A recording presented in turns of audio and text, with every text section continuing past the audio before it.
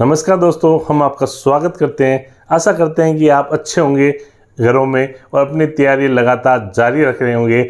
26 सितंबर को जो एग्ज़ाम तिथि है और सरकार ने भी कमर कस ली है।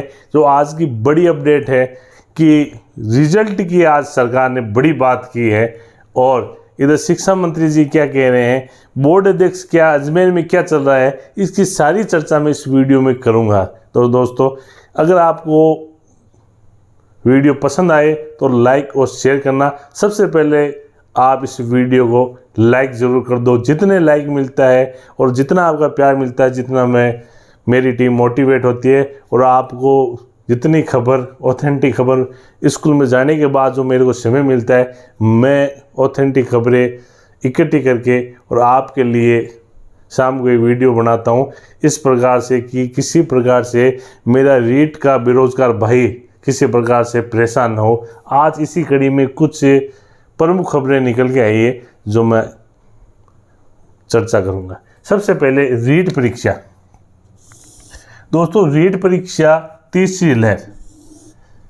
रीट परीक्षा 26 सितंबर को फाइनल है। किसी प्रकार से आपको मालूम है, सरकार नहीं चाहती कि यह परीक्षा तिथि आगे बढ़े या कि इस परीक्षा में किसी प्रकार की रुकावट आए। और आज की जो बड़ी अपडेट आपने देखी होगी, मैंने वीडियो के माध्यम से भी आपको, क्योंकि इतने कमेंट आ रहे थे तो मैंने 3 मिनट का छोटा सा वीडियो खबर को दिखाकर उसमें शिक्षा मंत्री जी और बोर्ड अध्यक्ष का कहना है कि परीक्षा तय समय पर होकर नवंबर में हम इसका रिजल्ट निकाल देंगे और 2022 में आपकी ज्वाइनिंग हो जाएगी। क्योंकि जब नवंबर में रिजल्ट निकालेंगे, रिजल्ट निकलते ही दिसंबर या जनवरी में विज्ञप्ति आ जाएगी और 1 महीना फार्म भरने का है। उसके बाद आपको नए सत्र में आप स्कूलों में जा सकते हैं। मार्च अप्रैल तक आपको ज्वाइनिंग मिल सकती है, सरकार जिस हिसाब से तैयारी करें। तो प्यारे भाइयों, आपको 2022 में शिक्षक बन के जाना है। इसके बीच कुछ रुकावटें ये है कि ये तीसरी लहर बिल्कुल डरावने वाली है। जो महाराष्ट्र और केरल में जो आंकड़े आ रहे हैं और बिल्कुल 10 राज्यों में आज कोरोना के केस बढ़ रहे हैं। लेकिन सबसे अच्छी खबर ये है कि राजस्थान और राजस्थान के पड़ोसी राज्यों में अभी कोरोना की कोई लहर नहीं है। और इसी प्रकार से आशा करते हैं कि सितंबर के बाद ही ये लहर आएगी। तो आप अपनी तैयारी को लगातार जारी रखें। और पदों में वृद्धि को लेकर भी आज शिक्षा मंत्री जी से उपेंद्र जी यादव मिले हैं और शिक्षा मंत्री जी स्वयं ही चाहते हैं कि पदों में वृद्धि हो। राजस्थान सरकार चाहती है, क्योंकि ये वैकेंसी की घोषणा 2019 में की गई है और दोस्तों 2021 भी जा रही है। ज्वाइनिंग कब मिलेगी? 2022 में। तो 2019 की घोषणा 2020, 2021, 2022 लगभग 2.5-3 साल हो गए। तो इसलिए इनमें पदों में तो कन्फर्म वृद्धि होगी। और इसके अलावा शिक्षा मंत्री जी ने जो BSTC वर्ग को लेकर उन्होंने घोषणा की थी कि BSTC का जो रिजल्ट है वो मैं तय समय पर एग्ज़ाम कराऊंगा, तय समय पर इनको निकाल दूंगा, रीट में इनको भरपूर मौका दूंगा। तो शिक्षा मंत्री जी से मैं निवेदन करता हूं कि BSTC के लिए आपने जो कार्य किया है बहुत ही अच्छा किया है। लेकिन BSTC के साथ मेरे बीएड भाइयों का जो कमेंट आ रहे हैं, सर हमारा क्या होगा? तो बीएड के लिए भी आप बिल्कुल कर्तव्य बनकर इनका भी उद्धार करो, इनका भी कल्याण करो, जिससे ये भी अपनी तैयारी बिना किसी रोक टोक, बिना किसी परेशानी के कर सके।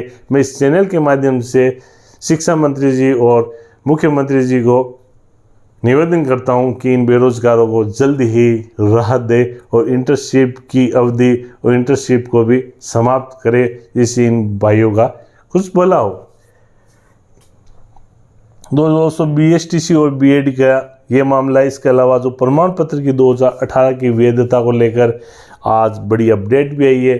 2,53,000 ये पद जो लेवल 2 के थे, इनमें इनके प्रमाण पत्र एक बार के निरस्त हो गए हैं और इनका मैटर कोर्ट में चल रहा है। लेवल 1 के पहले हो गए हैं, लेकिन जो कोर्ट में मामला चल रहा है, कोर्ट में आपको बिल्कुल राहत मिलेगी, क्योंकि कोरोना महामारी की वजह से जब स्कूलों में प्रमोट कर रहे हैं तो बाकी राज्यों में जैसे हरियाणा है, उत्तर प्रदेश है, कई राज्यों में इनकी अवधि है 2-2 साल बढ़ा दी गई है, तो राजस्थान सरकार को भी बढ़ाना पड़ेगा, लेकिन ये कोर्ट के आदेश से बढ़ाएंगे। इसलिए आप अपनी तैयारी तो 26 सितंबर तक जारी रखें। और बाहरी राज्यों को लेकर आरएस की जो भर्ती है उसमें राजस्थान के जितने भी जवान हैं जो फौजी कोटे से आते हैं, उन कोटे में सिर्फ और सिर्फ राजस्थान के युवा ही फार्म भर सकते हैं। ये एक बहुत बड़ी खुशखबरी है और ये खुशखबरी आप जल्द ही बाहरी राज्यों के कोटा से इसमें आपको राहत मिलेगी। अभी तक बाहरी राज्यों का कोटा लगभग 40% के करीब है, क्योंकि जहाँ जनरल और बाहरी राज्य का बराबर 40% सीटों पर लग सकता है। इसलिए अब राजस्थान सरकार कुछ नया कर सकती है।